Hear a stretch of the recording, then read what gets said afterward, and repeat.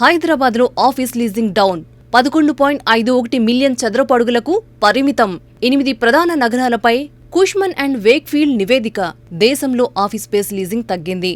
హైదరాబాద్ సహా దేశంలోని 8 ప్రధాన నగరాల్లో జనవరి-మార్చి త్రైమాసికంలో ఆఫీస్ స్పేస్ నికర లీజింగ్ క్రితం ఏడాది ఇదే కాలంతో పోల్చి చూస్తే 24% క్షీణించి 11.51 మిలియన్ చదరపు అడుగులకు పరిమితమైంది.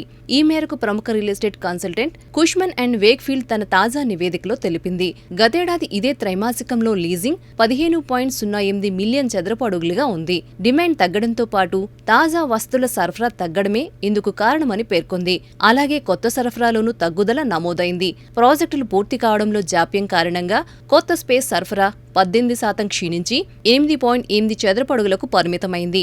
అయితే స్థూల లీజింగ్ మాత్రం 13% పెరిగి 21.89 మిలియన్ చదరపు అడుగులకు చేరినట్టు నివేదిక తెలిపింది. కొత్త లీజులతో పాటు గత లీజుల పునరుద్ధరణ ఇందులో కలిసి ఉన్నాయి. మొత్తం లీజింగ్లో 40% వాటాతో జీసీసీలు టాప్లో ఉన్నాయి. డిమాండ్ ఎక్కువగా ఉండడంతో ఖాళీగా ఉన్న ఆఫీస్ స్పేస్ క్రమంగా తగ్గుతోందని, రానున్న రోజుల్లో సుమారు 61 మిలియన్ చదరపడుగులు కొత్తగా అందుబాటులోకి వచ్చే అవకాశముందని Cushman and Wakefield CEO Anshul Jain తెలిపారు.